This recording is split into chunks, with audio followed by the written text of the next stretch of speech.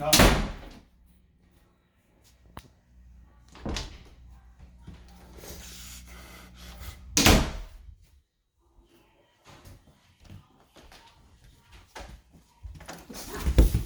Fine. All right. Okay, so now we're gonna do some more CD unboxing things. So let's get into this. So let me see here. Okay, so this one is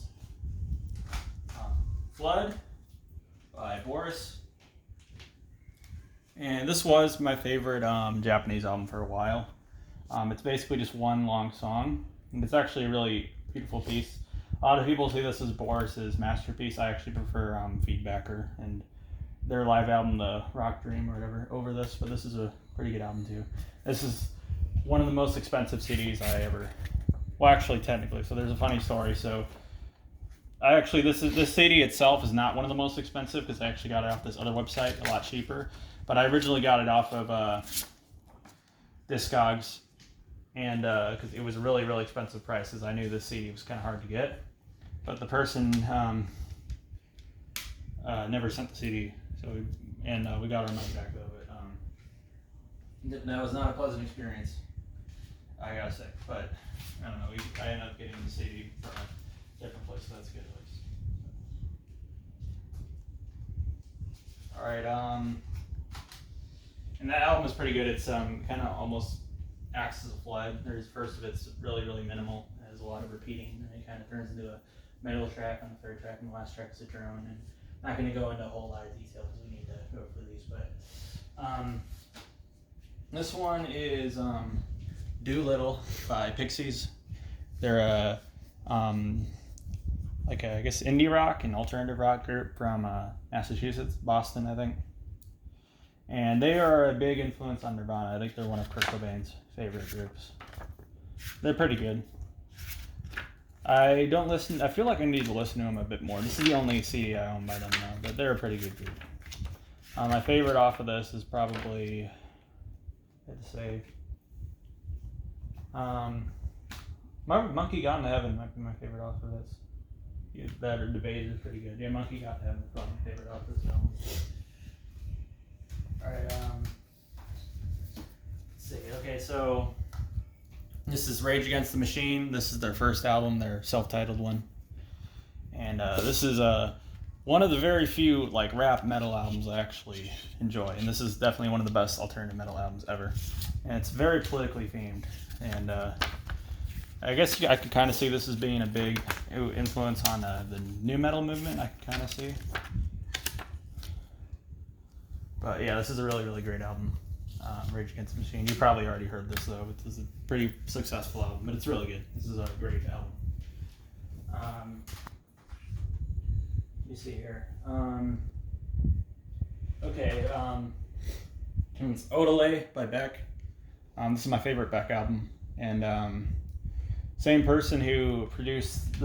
who produced Paul's Boutique by the Beastie Boys, which is one of my favorite hip hop album in the '80s. Also produced this. The Des Brothers, and they also made the soundtrack to Fight Club. They're very, very, very good producers. But this album's really cool because it's really, really musically diverse. It has it's mostly an alternative rock album, but there's some electronic music, some hip hop music, some folk, some lo-fi, and there's a bit of everything on this. It's a really good album. And yeah, one of my favorite mainstream rock albums, I'd probably say. All right, let's go into.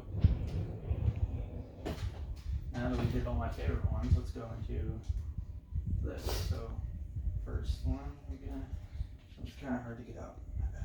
One sec. Alright, this is Come to Daddy by Aphex Twin. And he's born in Ireland, raised in England, and this is an EP.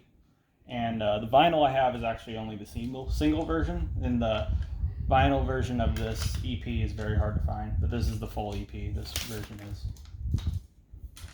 And kind of sucks. I think they should just maybe re-release it with the EP version. But yeah, this is usually when I play the vinyl, I just play the rest of the CD, basically, is usually what I do. But this is Pretty good. This is probably Aphex Twin's darkest release, I'd probably say. One of his weirdest as well. Maybe even his weirdest. Well, yeah, maybe his weirdest. I don't know. Okay, so this one. Okay, so this one is Geo Gaddy by Boards of Canada, and you've already seen the record version of this, but I also own the CD. I used to always get the CD and the vinyl. I don't really do that anymore, but I used to do that. This is a little booklet. Again, it has pictures from the records and on the sides and all that stuff, and won't go into a whole lot of detail just because I've already did the CD version of it. I mean, the vinyl version of it. All right. See here.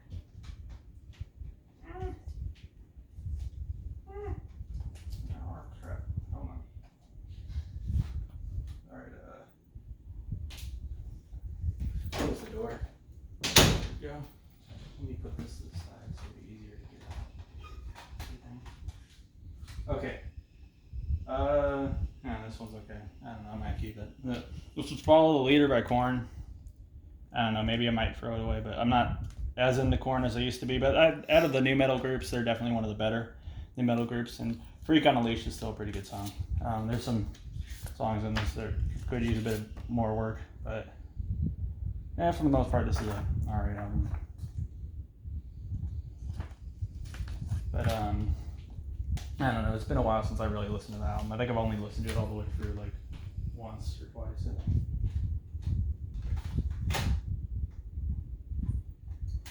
Alright, let's see here. Oh, this one's kind of an underrated one. So this is Witness by Modern Life is War.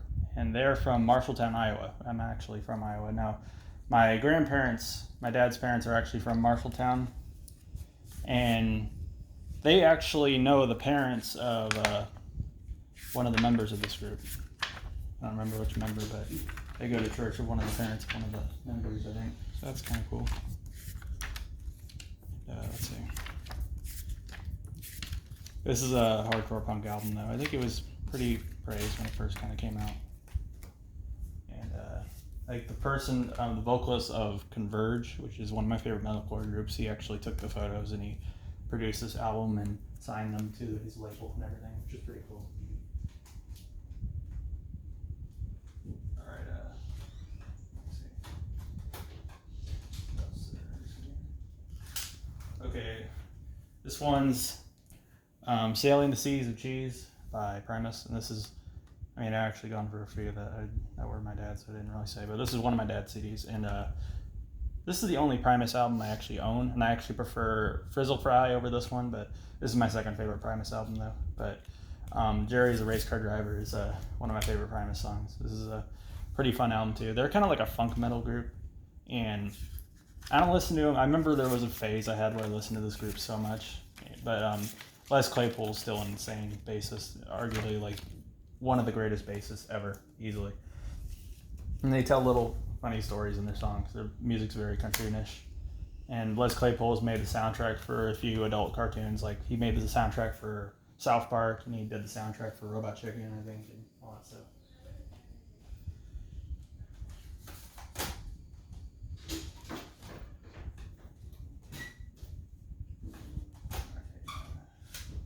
I own the vinyl of this too, but this is one of the first CDs I bought, I think.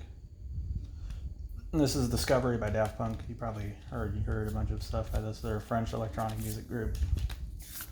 So here. Alright, I think this opens up, I think.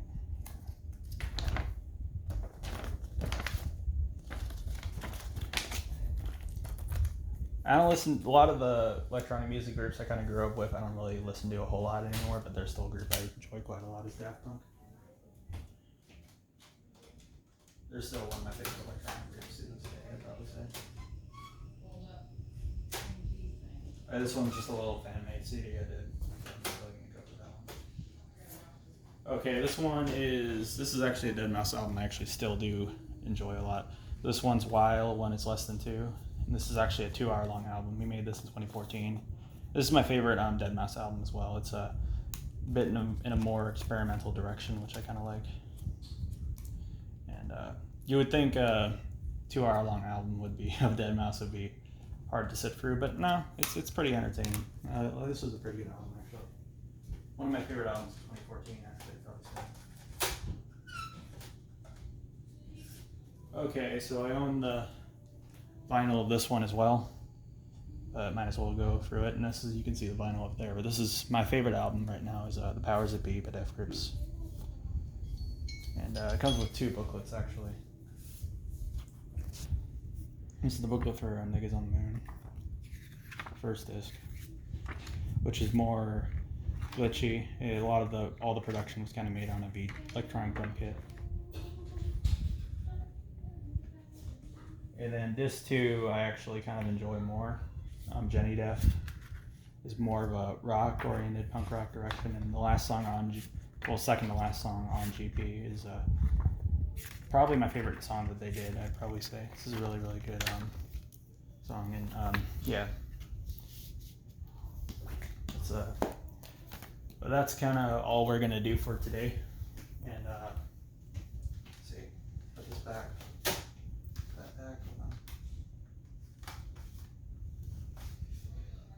We're going to go through my CDs some more in a couple days.